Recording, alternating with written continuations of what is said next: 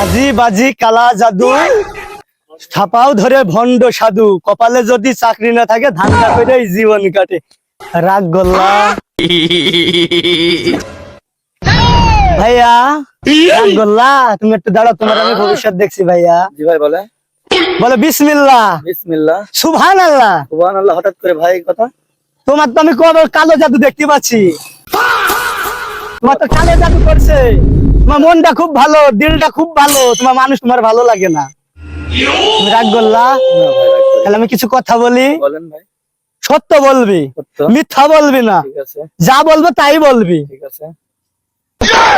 তুই লোক ভালো, তোর পেছনের লোক খারাপ, তুই যাদের সাথে থাকিস তারা তোর পেছনে বাড়ি দিতে চায়। রাগ করলা ভাইয়া? না ভাই রাগ করবো না, ঠিকই তো বলেছেন। হ্যাঁ আচ্ছা ভাইয়া, তো তোমার সবকিছু, তোমার টাকা নিয়ে বিদেশি এক লোক, সে টাকা নিয়ে বিদেশ যেতে পারিনি, তুমি রাগ করলা ভাইয়া?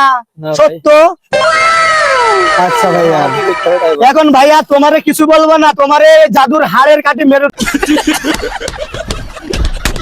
হাড়ের কাটি গাই থেকে দেবো ভাইয়া, তোমার সবকিছু পরিবর্তন হবে। না, রাগ তো করিনি, এখন টাকা পয়সা চেয়ে বসবেন না তো? না ভাইয়া, টাকা খাবো কেন ভাইয়া, হারাম হবে আমারে।